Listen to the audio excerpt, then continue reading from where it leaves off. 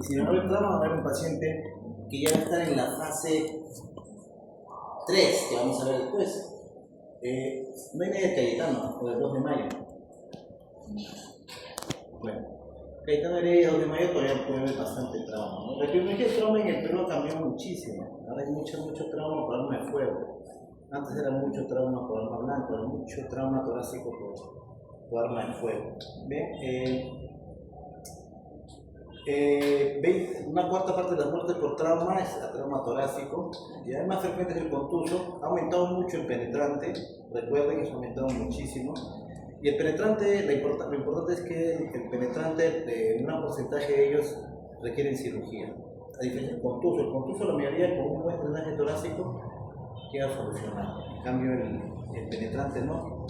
Recuerden esto, el manejo es multidisciplinario. ¿Ya? Esto es importante. Esto ya lo hemos conversado. Trauma torácico, la cuarta parte de las muertes. Trauma cerrado es que menos requiere cirugía. Penetrante con mucha más frecuencia. Y aquí es importante, ¿no? La historia clínica, ¿no? En trauma torácico, así como en cualquier patología, la historia clínica es importante. Ustedes han hecho historia de la cirugía, ¿no? Yo creo que ustedes llevan la currícula del 24, ¿no? No, del 18. Este año vamos a cambiar la currícula. Yo estoy en el comité de investigación de formal, en el comité de escuela, vamos a cambiar toda la malla curricular de medicina. Porque creo que yo estoy en el comité de investigación, ya veíamos investigación, ¿no? La nueva malla sí tiene, la malla 24 sí tiene. Pero creo que solo tiene una vez.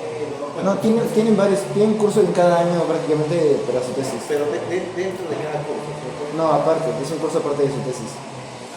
Pero lo que pasa es que hay un problema, no están haciendo mucha investigación.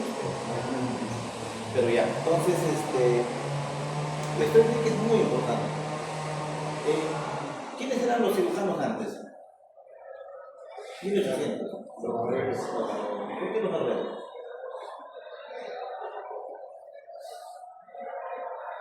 A ver, ¿quién sabe? ¿Cómo era considerado el cirujano? ¿Cómo? ¿Cómo era considerado? En sí, todo arte manual era considerado de bajo nivel, ¿no? El cirujano en el Perú, bastante disciplinado, el cirujano era considerado lo peor, no era considerado nadie. ¿Por qué? Porque es cierto que lo manual no tiene gran ciencia. Y eso en realidad sirve hasta ahora, porque vamos a ver.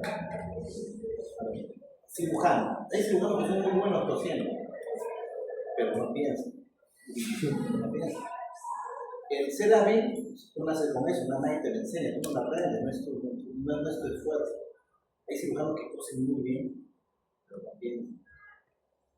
Hay cirujanos que con las justas tosen y a punta de esfuerzo aprenden a coser, pero son muy habilidosos. Ese es el que va a su poco.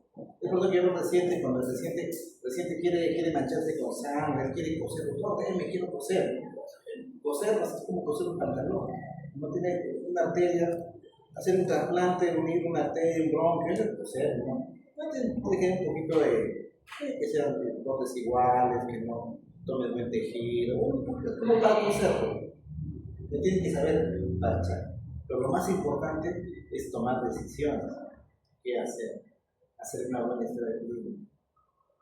Yo cuándo debo dar de alta, cuándo debo retirar de un paciente un drenaje. Eso es lo que te va a hacer diferente. ¿Ya? No olviden. Entonces, miren, vamos a ver. Entonces, la ciencia ha avanzado muchísimo, ¿no? Ustedes ya, por ejemplo, existen muchos materiales quirúrgicos nuevos, fijación costal, videotoracoscopía, radiología intervencionista, soporte extracorpóreo. ¿Alguna vez han visto un soporte extracorpóreo? ¿Sí han visto? ¿Ya? ¿Dónde han visto?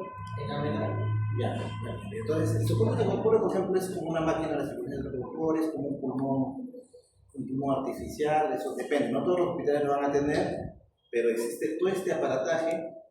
Existe para poder manejar el trauma. Obviamente tú vas a usar lo que tú tienes, no lo que no tienes, ¿no? Ya siempre adaptado a su centro hospitalario médico. Entonces, anatomía, esto siempre lo repito y tienen que entender, y esto uno lo detecta en la historia clínica. Las costillas que con más frecuencia se fracturan son estas, la cuarta a la novena, frecuentísimo. Con menos frecuencia la primera, la tercera y la décima a la doceava. Y el esternón con menos frecuencia y la escápula con menos frecuencia. Yo tengo un paciente con una fractura de esternón.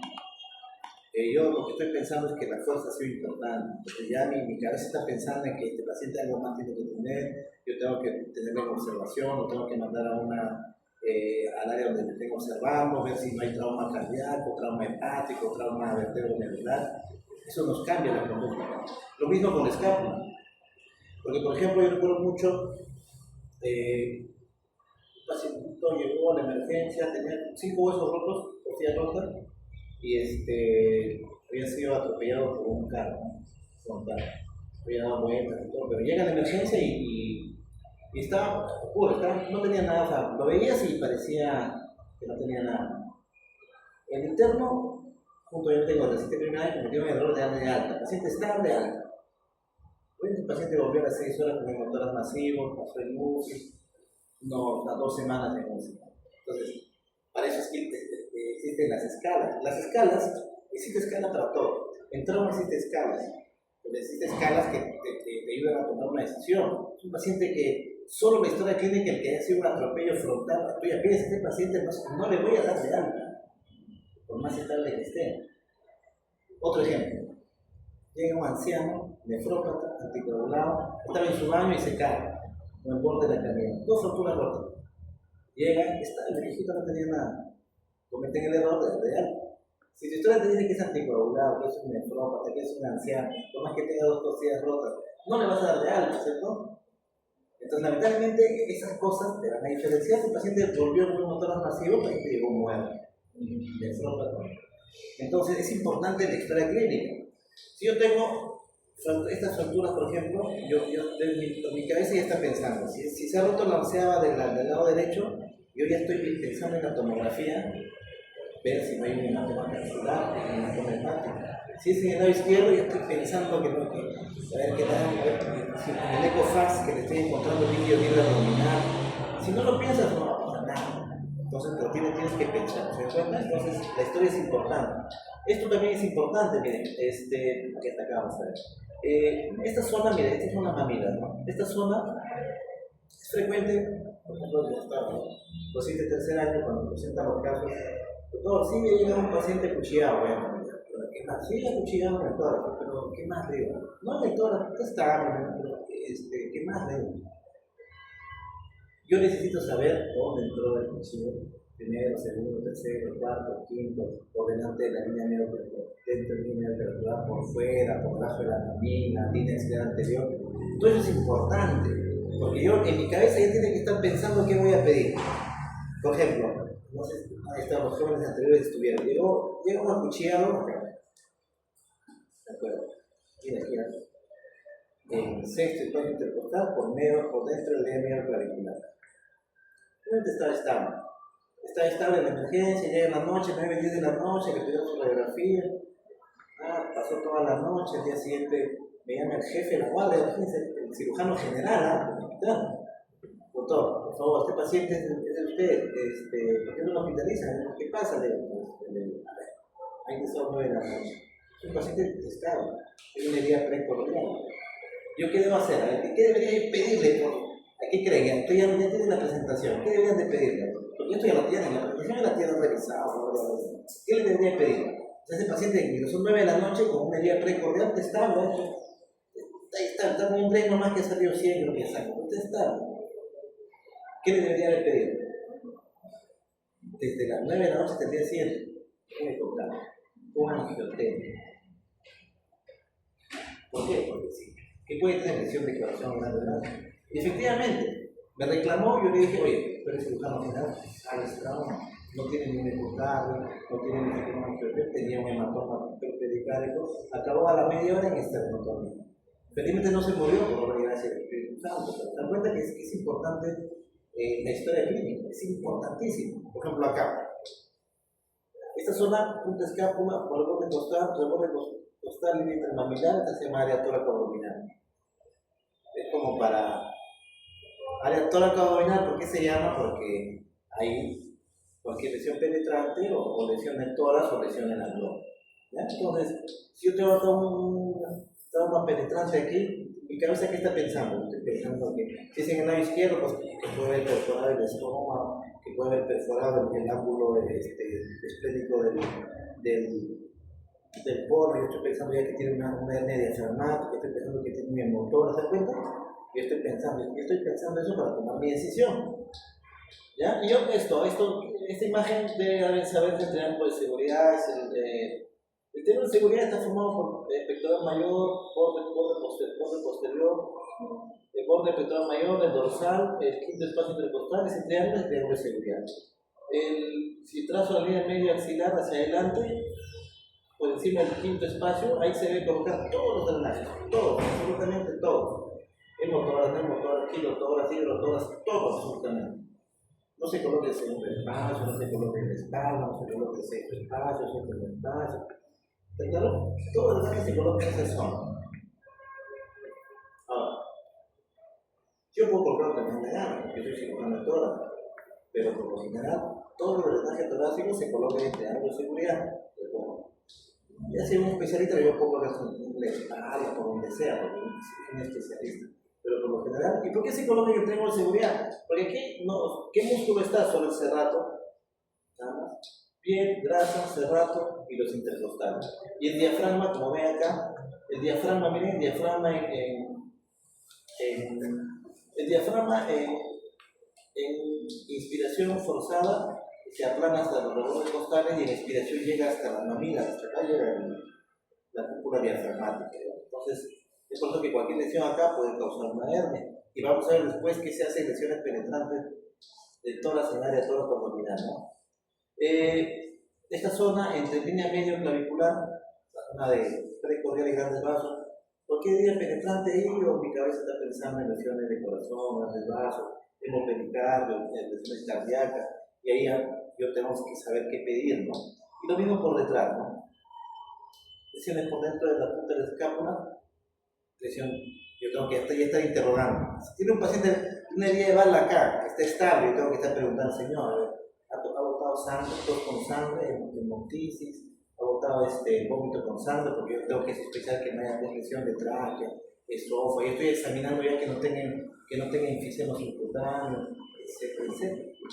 ¿Se dan cuenta? Entonces, es importante la historia clínica, es importantísimo. ¿Ya? Entonces, algunos le llaman la caja cardíaca, yo le llamo área precordial, línea medio clavicular y horquilla externa. Ya lo mismo, el área toracoabdominal en expiración forzada, puede haber lesión de áreas abdominales. Todas estas vías son libres, de acceso libre. ¿Ya? Todas son similares, todas hablan lo mismo, con una u otra pequeña variación.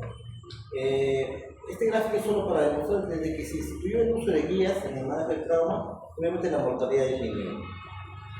Usar guías en trauma está asociado a la disminución de mortalidad. También está demostrado que desde que se implantan las guías, las causas de muerte, por ejemplo, por neumotoras de tensión, son detectadas más rápidamente y la mortalidad disminuye. O sea, el uso de guías está demostrado. En el tiempo hay menor mortalidad y por patología, hemotoras masivos, neumotoras de tensión manejados con una guía, también disminuye la mortalidad. Entonces, usen guías, no hay que inventar las cosas. Esta curva seguro ya la deben haber revisado muchísimo en la fase 1, las muertes que ocurren en la cirugía, en el campo, en el lugar del accidente, las que ocurren en las primeras 3 horas y las que ocurren después. Nosotros participamos en estas dos, ¿ya? Y vamos a ver cómo participamos. Lo que les comentaba, es importante la historia clínica, es importantísimo. ¿Ya? Preguntar cómo fue, era peatón, chofer, con cinturón de seguridad, caída de su altura, 1 metro, 2 metros, ha sido eyectado, es importantísimo. La historia clínica es importante, recuerden, es muy importante. Entonces no saben la frecuencia con la que encontramos lesiones inadvertidas. El paciente que después de 1 o 2 semanas, ¿qué pasa con el dedo? Está caído, que ha tenido un arma blanca acá y ha tenido lesión del nervio del miembro superior. Es frecuentísimo, entonces es muy frecuente. Paciente que no mueve el brazo, debería de andar solo por acá. Oye, pero ese es trayecto de vasos subclavios, te pido un eco, no, una electromiografía, no. Esas cosas causan morbilidad y pueden causar muerte aquí. Lo que no detectamos acá se va a verse reflejado 2, 3, 4 semanas después. Una hernia diafragmática no detectada puede volver al mes, 2 meses con una hernia encarcerada. Hasta puede morir. Entonces, y aquí vamos. Miren, la radiografía de toras en traumas si bien la tomografía y exámenes han aparecido, la radiografía de traumas es un examen muy importante. ¿Ya? Esta forma de leer lo sugiere la TLS. Ellos dicen, no, hay que primero ver tráquea, luego hay que ver estas subpleurales, luego dicen que ver mediastino, los huesos, diafragma, tejido blando, hay que evaluar y luego ver si tienen un cuerpo extraño, tubos, etc. La idea es que ninguna parte de todas no sea examinada. Entonces, hay que tener un orden, ¿ya? Pero esto es importante, ¿ya? La radiografía de tórax nos hablamos de radiopacidad y radiolucidez, ¿cierto? Sí. Radiopacidad o es sólido, no es sólido, es decir, blanco es sólido. Pero como este es un trauma, yo me voy a pensar en un tumor. Quito tumor, es líquido. Si es líquido, yo no pienso en kilotoras, piotoras, hidrotoras. Si está radiopaco, es sangre. Y si es en la zona donde está el parénquima pulmonar, si está radiopaco, eso es contusión pulmonar, hematoma pulmonar, hematoma intraparenquimar. No hay otra cosa, ¿verdad? Listo. Yo veo el mediastino, la silueta mediastinal ancha. ¿Qué pienso? Lesión de corazón y grandes vasos. No pienso más.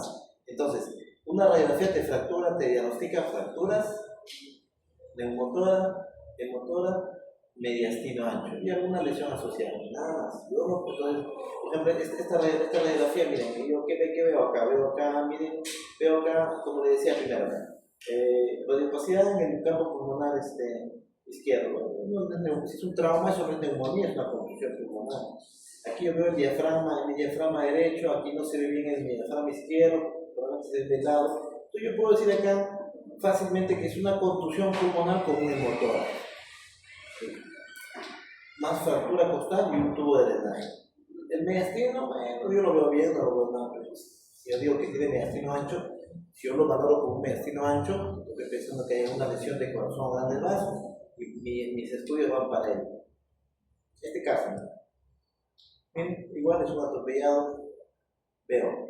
Miren, si acá veo el borde del pulmón, ¿no? Y acá hay radiolucidez, y aquí hay la punta del pulmón. Radiolucidez, radiopacidad difusa, fracturas costales, hay enfisema. Entonces, esta es una contusión pulmonar con neumotora derecho. Y acá por la meditación una contusión pulmonar. ¿Ven? Listo. Vamos a probar. Ya saben que este año cambiaron la guía, antes era la 10ª, ahora está en la TLS-11, le han añadido una X, ¿no? ¿No? Que lo saben, ¿no? Muchos años apareció esa grave sanguinante, ¿no? Es lo primero que se tiene que hacer cuando evalúa a un paciente. Habitualmente eso se hace en el lugar del accidente, ¿no? Porque ya cuando llega al hospital esto ya lo controlamos, ¿no? Ya, miren. Ajá. Entonces, para trauma torácica es lo mismo, esto se usa para todos los traumas, pero vamos a ver primero, la evaluación primaria. Vamos a ver qué cosas tenemos que detectar en la evaluación primaria, qué cosas en la secundaria y qué exámenes se piden. En la evaluación primaria, mientras llega el paciente y lo estoy evaluando, en la evaluación primaria ¿qué se puede pedir? Obviamente tienes que hacer tu examen físico, ¿ya? Obviamente lo básico, oximetría, capnografías, si se puede gases arteriales, monitoreo electrocardiográfico, si hay que colgar una sonda urinaria o sonda gástrica, radiografía de tórax y pelvis, vías, todo esto y estos estudios, fíjense, todo esto se pide en la evaluación primaria, o sea, llega el paciente porque todo paciente politraumático llega por la sala de trauma shock. Inmediatamente pasa haciendo el X, si todavía hay que hacer un control muy sanguinante, lo hacen, pero si no haces el ABCD, hay 1, 2, 3 minutos, no se demoran más, todo eso se hace ahí. Han visto en una sala y alguien está colocando la vía, ya está viniendo el portátil, está tomando la radiografía, si hay un globo o algo, está colocando sonda, eso se hace rápido, ¿no? Se hace la estabilización, ya rápido. ¿Ya? Y ahí el emergencia se tiene un eco a la mano y ya está haciendo su eco fast. Por eso se hace rápido. Se hace rápido. ¿Ya? ¿Listo? Entonces, bueno, esto es para transferir. Ya vamos de acá. No olviden. Y en la evaluación secundaria, ya llega el paciente, hace tu XABCD, maneja lo que tienes que manejar en la evaluación primaria. Si el paciente se estabiliza, en la evaluación secundaria haces un examen más minucioso. ¿Ya? Entonces, empezamos acá, miren, listo. Con lo que hemos comentado, a ver, ¿qué podrías decir de esta imagen? A ver, tu compañera, describe la imagen rapidito, estamos con el tiempo. Es un paciente atropellado. ¿Qué ves? Bueno, creo que la base hay como Ya, lo que primero tienen que escribir es ¿está radiopaco o radiolucio? ¿Qué ves? Solo hablan así, 01, 01, código binario. Ya, ¿qué ves? ¿Radiopacia dónde? ¿Qué pasa? Ya, y radiopacia va a ser listo, ¿qué más? ¿Qué más? ¿Cómo? El corazón está más radiología. Ya, se recuerda, mediastino. Es mediastino. ¿Qué ves en el mediastino? Lo más ancho. Mediastino amplio. ¿Qué más? A ver, ¿qué más ves? Las clavículas están asimétricas. Ah, ya, es importante, recuerda. Hemos dicho, nosotros en refiero de trauma vamos a ver neumotoras, mediastino amplio y fracturas. No más, ¿no? No más cosas. Clavículas asimétricas es porque acá pues la refiero la toma como sea. No nos ayuda mucho. A menos de que haya una fractura, la simetría no nos dice nada. Porque no lo paran, lo ponen como sea y lo toman. Entonces eso no nos va a servir. Entonces tenemos toda la discapacidad derecha, mediastino ancho, ¿qué más ven? La radiopacidad campo pulmonar acá, el derecho y el izquierdo, y aquí hay una radiolucidez, ¿cierto? Siempre cuando hay nivel es agua y líquido. O sea, aquí debe haber agua y líquido. Si es líquido, ¿qué es? Sangre. Entonces ya hemos descrito 0,1 ahora. Diagnósticos. ¿Qué tiene este paciente? Hemotórax. ¿Qué tiene? A ver, acá, ¿qué tiene? Hemoneumotórax izquierdo. ¿Cierto? ¿Qué tiene en el lado derecho? No, aquí está, mira, aquí está el pulmón, mira. Hay un poquito, bueno, hay un poquito de radiolucidez. Hemoneumotórax izquierdo. Contusión pulmonar y lateral. ¿Por qué neumo también, doctor? Hay un poquito de radiolucidez pequeño. Es un poquito fino. Y probable lesión de corazón y grandes vasos. ¿Se dan cuenta? Entonces, ya con eso, yo digo, ya fácil estoy drenando esto, fácil paciente tiene que ir a una UCI porque está con contusión pulmonar bilateral. Yo ya estoy haciéndole mi ecofaz. Y si en el ecofaz encuentro líquido, ¿qué cosa es el líquido? Sangre. Entonces, ¿qué pasa? ¿Qué tengo que hacer? Reno. ¿Cómo? Reno. Pericardicentesis. A ver, ¿la sangre de dónde sale? A ver. ¿De dónde salió la sangre si yo encuentro líquido por eco, líquido en el espacio pericardio? ¿De dónde sale esa sangre? De los capilares pulmonares. No, pero si hay líquido pericardio. ¿De dónde sale? Recuerden que eso no es inflamación. De las coronarias. ¿De dónde más? Hay una lesión en el corazón, ¿no? ¿Y qué tengo que hacer? ¿La pericardicentesis puede ayudar? No. No, quizás te puede calmar un ratito, pero ¿qué tengo que hacer? Tienes que hacer una operación. Entonces, un ecofaz en un paciente con un trauma penetrante precordial positivo, el paciente tiene una lesión en el corazón, y meto a hacer una operación. Una que no estable. Entonces, acá, es un cuaderno blanco. ¿Qué ven? A ver qué. Sí.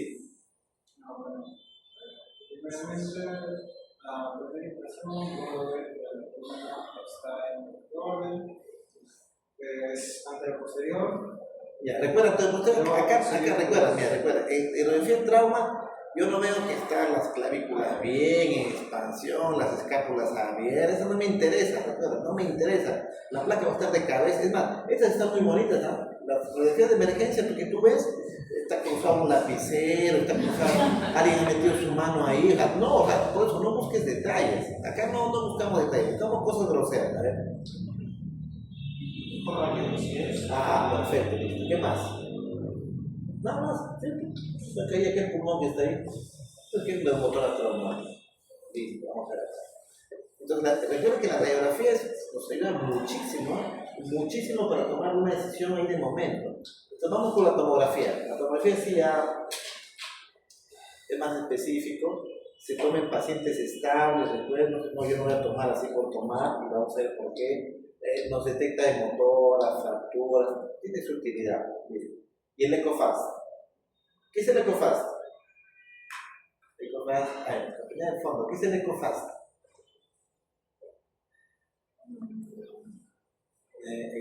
ECOFAST, ¿qué es ECOFAST? Sí. Es como ecografía que se toma la Ya, ¿pero qué significa? ¿Por qué es fast? ¿Porque es rápido? ¿Por qué es fast? No, es un acrónimo. Sonografía en trauma enfocada en fonos, assessment, sonographic trauma. No es que sea rápido. Me he engañado toda mi vida. No, lo han acomodado para que sea fácil, ¿no? Pero es estudio sonográfico, assessment. ¿Assessment qué es? Assessment enfocado. Enfoque, enfocado en trauma. Estudio sonográfico enfocado en trauma. Fácil. Ya, entonces, miren, el ECOFAST, antes, en mis tiempos, no había ecotógrafos en la emergencia. Tanto así que para diagnosticar líquido libre, miren, es bueno, pero no. Miren, antes, por ejemplo, yo hice trauma me fui a Cali, a Colombia, entonces, cuando teníamos un trauma penetrante, precordial, y la grafía estaba ancha, sospechamos que había líquido peritoneal. Ya, entonces, no llegó. Entonces, llegó a sala y hacíamos la ventana peritoneal. O sea, abríamos, un cortecito pequeño, abríamos el pericardio, si había sangre, ¡ah! Si no había sangre, pero eso es parte de la historia.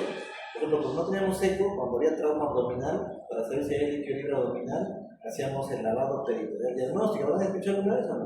En que era lo mismo, un herido por arma blanca estaba estable y la ecografía estaba media el dudoso, tú tocabas, no parece peritoneal. Si está peritoneal no hay duda, ¿no? Pero está dudoso, está en la sala, un corte pequeñito, entramos al peritoneo, metíamos una sonda, metíamos líquido aspirado, salía con intestinal, lo bajaron. Después de esa época todo paciente iba, casi todos los pacientes baleados, porque en Cali había mucho baleado, iban al lavado peritoneal diagnóstico y lavado y ventana pericárdica. Pero eso ya, ahora con él. Entonces el paciente tiene el ECOFAST, inicialmente era para ver líquido pericárdico y líquido en espacios pleurales. Pero como los equipos han mejorado mucho, ya es más, casi es un estándar para neumotoras, ¿ya? Entonces el ECOFAST sirve para eso. Se mide pericardio, senos postofrénicos, cardiofrénicos, espacio pleural, neumotoras y fósforo. O sea, va a haber líquido pericárdico en pulmón, en abdomen, pelvis y neumotoras. ¿Ya? Entonces, se hace. ¿no? Y esto se hace apenas el paciente entra a trauma shock. Tú tienes, herida de arma blanca en mi tórax izquierdo. Ya le están haciendo su eco. Ya se está haciendo. ¿Ya? Entonces, miren. Los exámenes no se piden por pedir, se piden de acuerdo a todo ya está estudiado. Por ejemplo, miren, trauma contuso importante en un paciente inestable. Yo no le voy a pedir una tomografía. ¿Qué se debe pedir? Básicamente una serie radiográfica de trauma. ¿Cuál es la serie radiográfica de trauma? ¿A qué se refiere con serie radiográfica de trauma? A ver, en el fondo. Acá, esa es la Sociedad Americana de Radiología que te dice tú en qué escenarios, qué exámenes de imágenes puedes pedir. O deberías de pedir, aquí está. ¿Cuál deberías pedir? ¿Cuál no tanto? Y cuál obviamente no pidas. Pues recuerden, es hemodinámicamente inestable en un trauma contuso importante. ¿Qué cosa es la serie radiológica de trauma? A ver. Ya, ¿de qué? ¿De qué? Por ejemplo. No, paciente, ¿qué lo vas a poder mover? La serie radiológica de trauma es que tú pides un atropellado. Cráneo, cuello, tórax, abdomen y pelvis. Y si ves la pierna que está torcida, le tomas una radiografía. Eso sí es radiografía de trauma. O sea, el paciente está echado, viene el portátil, cráneo, cuello, tórax, abdomen, pelvis, y si el brazo está torcido, toma. Eso es apropiado, porque el trauma es contuso y el paciente está inestable. ¿Ya? Ecofast. Pedir contraste no tiene sentido, y te lo dice. Pero cambia si tú tienes que, es un trauma contuso mayor, pero el paciente está estable. ¿Ya? Entonces ahí sí. Recuerda, aquí el paciente estable me permite pedir más cosas, pero al haber sido un trauma contuso mayor, yo ya le puedo pedir más cosas. Este es el caso del paciente que ya, pues, aquí, han atropellado, han volado 10 metros, pero está como si nada, ¿no? Y es que yo le pido su tomografía, con contraste. La serie radiológica de trauma, le pide el ecofast. Miren, trauma contuso mayor en un paciente estable, pero mi sospecha mayor es que todo el trauma esté en el tórax. Tórax con contraste, de cuerpo entero, angiotén, está enorme. Entonces, todo ya está, medido, todo sabe qué pedir, qué no pedir. Entonces, acá vemos con él. Ya. Listo, entonces, ¿qué debemos encontrar en la evaluación primaria? Miren, todo esto. Porque esto son cosas que pueden matar al paciente. ¿Ya? Entonces, ya lo hemos visto, que los traumas, ¿ya? Esta imagen. ¿Qué les llama la atención de esta imagen? A ver. ¿Quién falta? De esta radiografía, ¿qué te llama la atención? Importante, ¿qué más te llama la atención? Bueno, parece que el corazón está... hay desviación de la de la tráquea. Es un trauma penetrante. Entonces, el de motor de atención. El de motor de atención es cuando hay una fuga de aire, ya sea en la tráquea o pulmón, y funciona como válvula, ¿no? Sale al espacio pleural y no hay retorno. Entonces, la presión aumenta en el espacio pleural y las primeras cavidades que se ven comprometidas son las aurículas, que tienen menor presión. Luego el ventrículo derecho y luego el paciente fallece, ¿no? Ya, entonces hay sed de aire, está bolido, está timpánico, hay desviación de la tráquea, hay hipotensión, hay distensión yugular. ¿Qué hacer? Esto. Colocar un catéter grueso, el más grueso que tenga. ¿Dónde? En el cuarto, quinto espacio intercostal, línea axilar anterior. Esto ha cambiado. Antes se decían colocarlo en el segundo espacio. Antes decía, si tú sospechas de un motor de atención, como te llega un paciente despechiado, que está con sed de aire, está timpánico, la tráquea desviada, pálido, sudando, antes decían colocarle un aguacate en el segundo espacio intercostal, línea neoclavicular, ¿no? ¿Para qué? Para que el aire salga. El neumotora seguía, pero ya no era tensión. Pero la guía ha cambiado y la guía dice que ya no debe ser ahí, sino debe ser en el cuarto, quinto espacio intercostal. Un aguacate más grande. ¿Ya? Y luego de eso, un drenaje torácico. ¿Por qué antes se hacía esto? Esa es la guía del año pasado, ¿no? O sea, hasta el año pasado decían hacer esto. Si yo sospecho una motora de tensión, colocar una aguacate en el segundo espacio intercostal, línea clavicular, o sea, en esta zona. Pero ¿qué pasaba? Lo que pasa es que a veces o lo ponía muy central o muy periférico y en menos de la mitad de los casos el aguacate llegaba a la pleura. Por eso que ha cambiado, se coloca en esta zona. Y si hay alguien que sabe, se puede hacer esto, ¿no? Se hace un corte, si hay un cirujano por lo menos general, se hace un corte en el cuarto, quinto espacio intercostal, en ese anterior y digitalmente entra tanto. Eso tiene que hacer un cirujano general, no. Ustedes lo que pueden hacer, si sospechan de motor de tensión, ahora más lo que tengan en el quinto espacio intercostal, por delante de la línea media axilar, la línea axilar anterior. Eso va a salir el aire, va a seguir con el motor del paciente, pero ya no va a ser tenso. Tenga tiempo para que venga alguien y le coloque un buen drenaje. ¿Ya? Lesión de tráquea. Mira, para que haya una lesión de tráquea, el paciente, si es que no está muerto, pues, habitualmente son lesiones muy severas, muy severas. Hay que sospechar, ¿no? El paciente viene con múltiples enfisemas subcutáneos, puede tener neumotoras, y aquí se ve en la tomografía, ¿no? Enfisemas subcutáneos.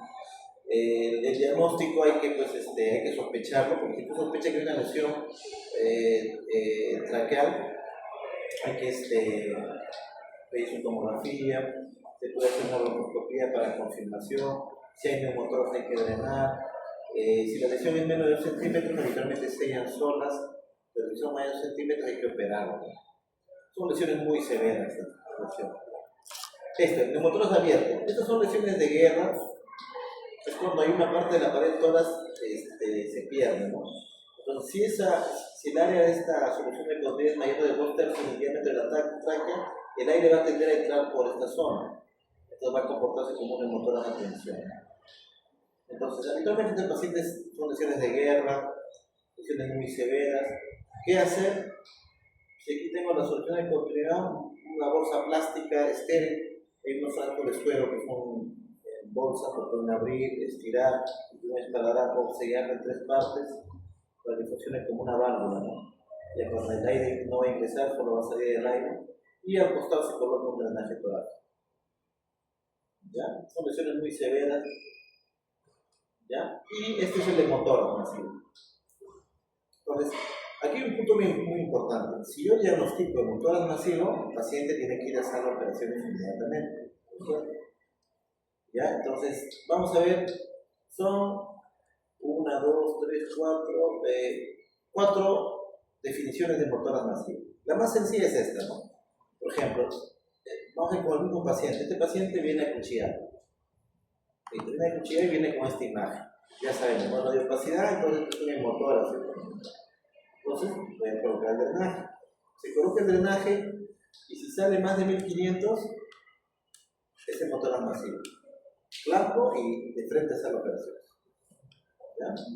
Ahora, obviamente yo no voy a esperar que salga con 1500, ¿no? O sea, si yo le coloco el tren y sale 1000 y ahí sigue saliendo, no voy a esperar que salga con 1500. Entonces ya voy clampando. Hay un poquito, es un poquito flexible, pero más o menos es esto. Sale 1300, veo que sigue saliendo. Vamos, lo segundo, esto aplica más para nosotros. Que salga más de 1/3 el volumen. Por ejemplo, a su compañero. ¿Cuánto pesa? 55. ¿Cuánto de volumen sanguíneo tiene? Pesa 55 kilos. ¿Cuánto volumen sanguíneo tiene? Ahí está, la fórmula. Ahí está. 55. 5 por 7, 35.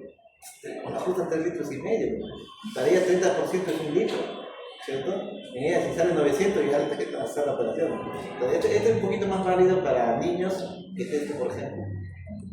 ¿Ya? Es importante eso, por ejemplo, yo vi un día, vino una señora, nuestra señora, nuestra peruana, 1,20 m. Ella se vio 1000, ¿qué estás esperando? Hay que meterle a hacer la operación. No, pero es 1500. Esa señora así, 1,40 m, 1,35 m. Es importante este volumen. En ella con 800 yo estoy entrando a hacer la operación. Esto es importante que entiendan, ¿no? Llega este paciente, yo le coloco el tren, sale 500. Y después ya no sale más, y yo lo mando a observación. Todo paciente con motoras hay que tener control horario.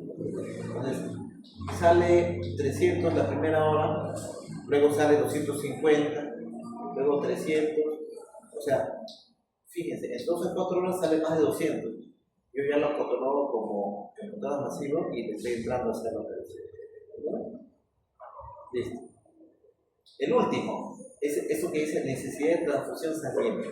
Miren, El mismo paciente viene así, uno acuchillado con un motor, le coloco el DRE y sale 600 y deja de salir, lo manda a observación.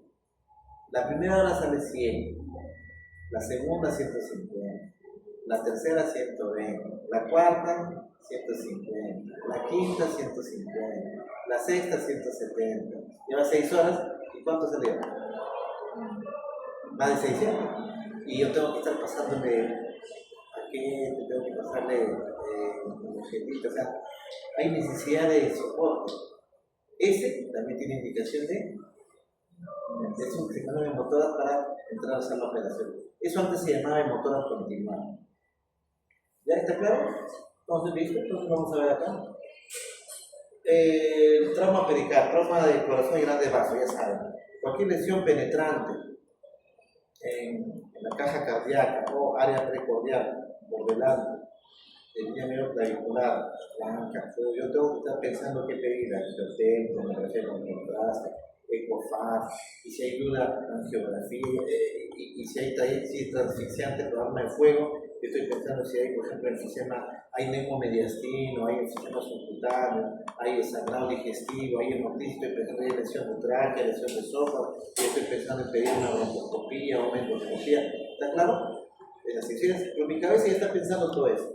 Entonces, el taponamiento cardíaco, cuando se llena el líquido de sangre, hay pues elevación, fluidos cardíacos apagados, elevación de la presión venosa. Recuerden que esto del ecofast tiene una precisión de 90 a 95%.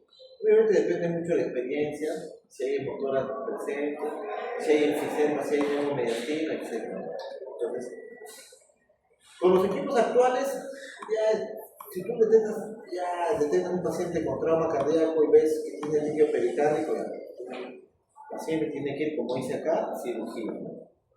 Pero como ven, hay un pequeño porcentaje que no, pues no se ve bien, entonces y tú sigues sospechando que hay lesión cardíaca, le haces su ventana pericárdica, lo que les comentaba.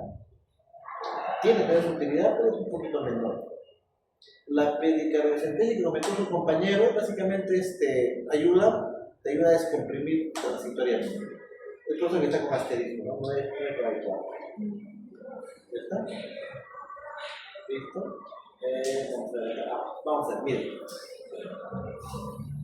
Paro cardíaco traumático, ¿qué es? Son esos pacientes, por ejemplo, que tienen acuchillados, generalmente trauma por arma blanca, que llegan a la emergencia con actividad eléctrica, pero sin pulso. Son pacientes que habitualmente están ensanguinados, ¿ya? Pero que llegan, están todavía vivos, paro, pero tienen actividad eléctrica, pero no hay pulso evidente. ¿Ya? ¿Qué pasa con estos pacientes? ¿Ya? Estos pacientes, solo con masaje cardíaco externo, la sobrevida es muy baja. Pero si a este tipo de pacientes me refiero, por ejemplo, si hay un paciente atropellado, dos autos lo han aplastado, ese paciente no se va a beneficiar. El paro cardíaco traumático, los que se benefician de esto son los arma blanca más arma de fuego, todas, y básicamente vienen ensanguinados, que vienen todavía con actividad eléctrica, pero sin pulso. Si a ellos le hago masaje cardíaco externo, no va a resultar. Pero si yo le hago una toracotomía de urgencia, que es una toracotomía que hace en la sala de trauma shock, y de esa probabilidad de sobrevivir sube. ¿Ya? Como les comentaba, es mayor el trauma penetrante con arma blanca. ¿Por qué? Porque probablemente lo que está saliendo es un punto. Entonces, ¿esto qué es? Si es un paciente, por ejemplo, un paciente joven, con un trauma por arma blanca, llega al trauma shock inconsciente, no tiene pulso, pero tiene todavía actividad eléctrica o electrodo, se puede hacer la toracotomía de urgencia. ¿En qué consiste? Tiene que haber alguien que sepa, no cirujanos calificados. Abrir, la cabeza está acá, el abdomen está acá, la cabeza acá, la cabeza, los pies, aquí estaba la mamila, se ha hecho una toracotomía anterolateral izquierda. El objeto de la toracotomía de urgencia es evacuar sangre del saco pericárdico, control directo del sangrado, como ven, masaje cardíaco abierto, lampaje de la aorta y sobreviven hasta un 10%. Miren, en este caso, así se ve el pulmón, estas son zonas de atelectasia, este es el pericardio, sin blanco nacarado. ¿Ya? Lo vamos a hacer acá. Este otro paciente igual, miren, igual aquí está la cabeza, aquí están los pies, es una toracotomía anterolateral izquierda, Por ser clapado, las arterias pulmonares que estaban sangrando. Este es el pericardio. Este pericardio es normal, blanco mascarado. Este sí es un hematoma pericárdico. ¿Ya? Este es otro, miren, es importante. Miren. Esta imagen nos enseña mucho. Miren. La cabeza está acá. Aquí está el dolor de costal, se ubica, porque aquí está la barriga, ¿no? Los pies están acá abajo. Bien, si se dan cuenta, tiene una herida palma blanca. Es área precordial, ¿cierto? Este paciente ingresa por un trauma precordial, palma blanca, le hace un ecofaz y se encuentra pues líquido libre. Se entra en toda esa cirugía y aparte en la radiografía había un intestino ancho. Se hace primero una toracotomía. La decisión clásica para emergencia es toracotomía anterolateral izquierda. ¿Por qué es esta incisión? Porque nos permite acceder al corazón, al pericardio. Y bien, se hizo primero una toracotomía anterolateral izquierda y se ve el pericardio. Miren, fíjense, está lleno de. Comparen con este pericardio que tiene que ser blanco nacarado. Este está lleno de sangre. Entonces, antes de abrir, uno diría, ya hice mi toracotomía anterolateral izquierda, ya veo acá que el pericardio está lleno de sangre. ¿Lo hago? No, porque no tengo buen acceso. Es por eso que se usa esta incisión, la toracotomía anterolateral, porque si yo quiero ampliar, corto el esternón y ya le hago toracotomía al otro lado y abro todo el tórax. Se llama incisión de Clamshell, en concha de almeja. Y ahora sí, de haber aperturado todo el esternón y recién abre el corazón. ¿Ya está? ¿Ven? Entonces, todo esto es lo que puede pasar, lo que hemos visto es lo que puede matar al paciente. Eso se hace desde que llega a la sala de trauma shock, eso no tiene que pasar más de 20-30 minutos. Menos, hasta decidir. O sea, el paciente llega a trauma shock, haces X, A, B, C, D, dependiendo de si ahí todavía no tiene una buena historia adecuada, pero más o menos puedes enseñar que hay las lesiones, dónde está, todo, la estabilidad, ecofaz, radiografía, con las vías de si se estabilizó, ¿no? Para ver qué sangre más pide, ver si hay neumotora de atención, tórax funcionante, enfisema, hemotora, esos 20-30 minutos, menos, 20-30 minutos. Y si el paciente se estabiliza, pasas a la evaluación secundaria. Son patologías que no te van a matar en forma aguda, pero te van a causar problemas. ¿Cuál tenemos? Primero, el tórax inestable. La definición, cuando hay un segmento de la pared torácica, pierde continuidad con el tórax. Y para eso tiene que ser fractura de más de 3 costillas en 2 segmentos diferentes. Entonces, como esta zona ha perdido continuidad, el paciente respira y esta zona se une. Causa insuficiencia respiratoria. Para que tenga esto, el paciente está muy delicado. El paciente actualmente está en UCI. Es por eso que el tratamiento es analgesia, oxigenación, ventilación mecánica y manejo de UCI. ¿Ya? Entonces, por ejemplo, miren, puedes ponerle play, ahí tiene para poner play. ¿Puedes o no? Miren, es un tórax inestable, ¿no? Hay una respiración para dormir, miren cómo toma aire y se hunde. ¿Ven? Depende de expandirse, debería. Ya, hay un segmento de ahí que se ha puesto, había una fractura de más de 3 costillas y se hunde. Toma aire, se hunde, bota aire, entonces es un tórax inestable. ¿Ven?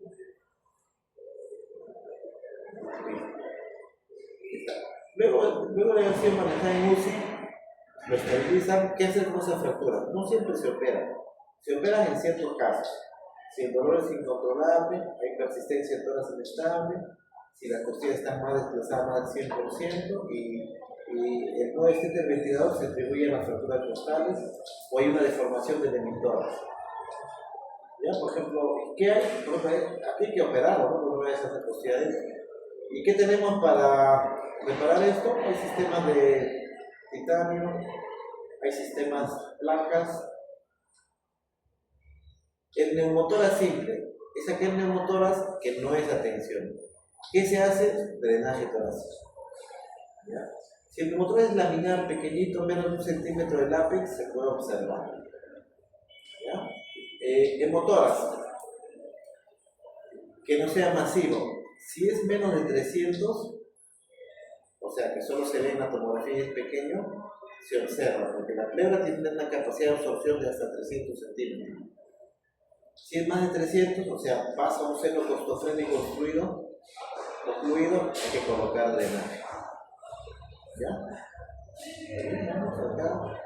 El trauma cardíaco contuso, generalmente son solo contusiones, puede ir desde una elevación pequeña de enzimas cardíacas hasta ruptura de cuerdas tendíneas, ruptura libre de pared del ventrículo derecho. El tratamiento va a depender de lo que, pues, de lo que encontremos, ¿no? ¿Ya?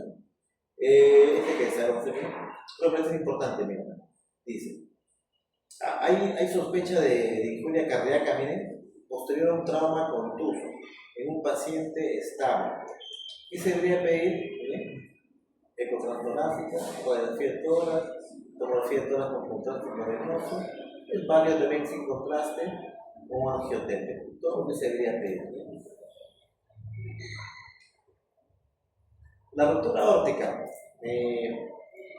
Habitualmente muchos de los pacientes fallecen en el lugar del accidente y los pocos que llegan al hospital son aquellos que han sido rupturas aórticas contenidas, ¿no?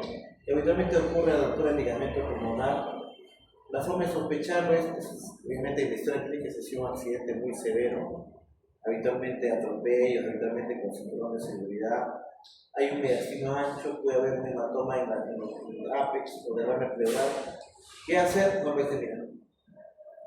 Mediastino ancho, hay un hematoma contenido. Yo que si hay dudas, que siempre hay que pedir una angioterapia. Si a pesar de eso hay dudas, una ortografía o una ecotransesofágica. La mayoría ocurre en el ritmo aórtico después de la subclavia izquierda, el nacimiento.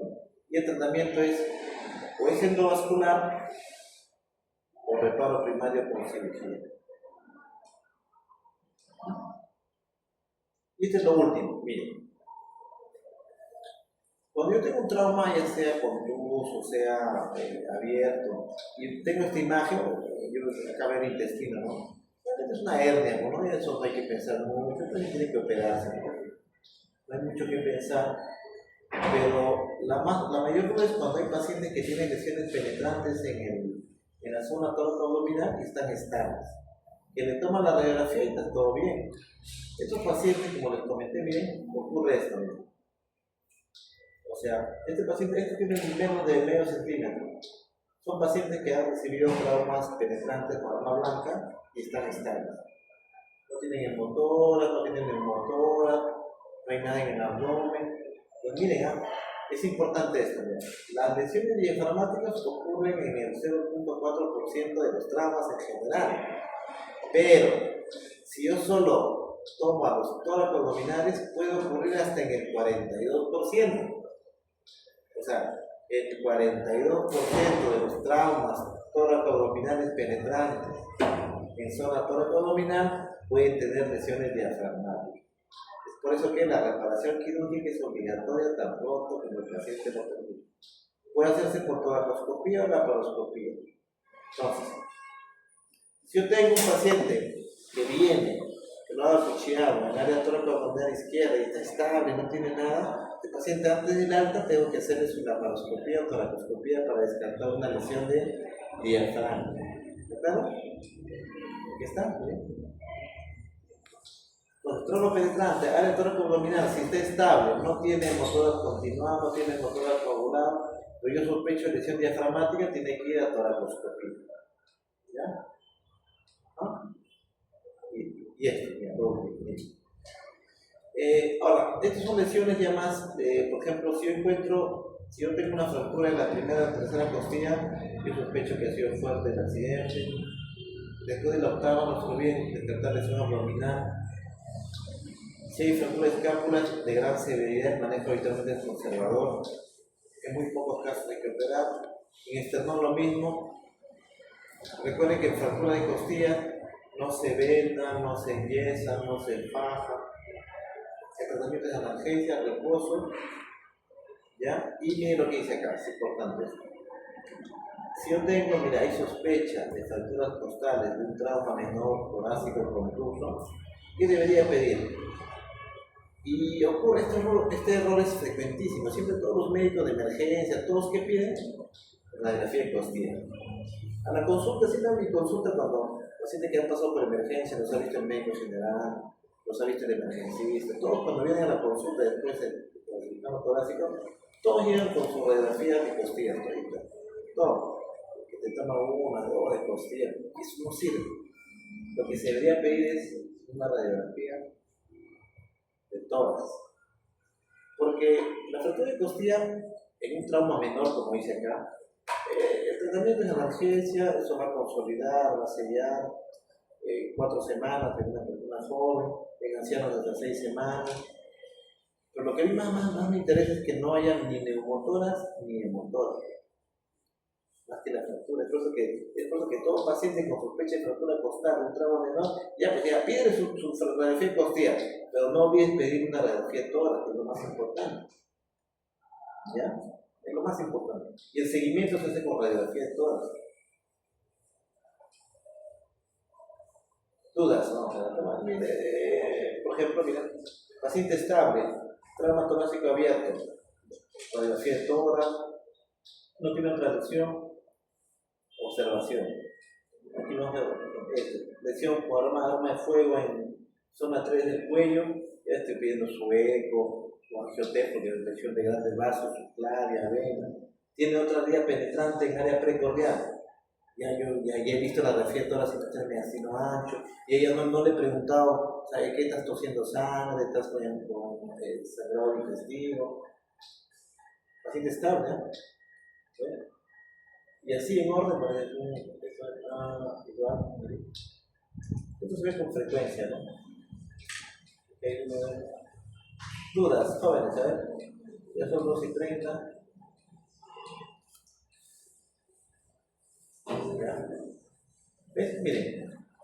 El manejo siempre es mejor con guías, no olviden, es lo mejor que hay. La historia clínica es importantísima, está en físico. Y adecuarse a lo que tienen, ¿no? Preguntas, a ver. Tenemos 5 minutos de preguntas, porque son 2:24. ¿Nos ha acordado?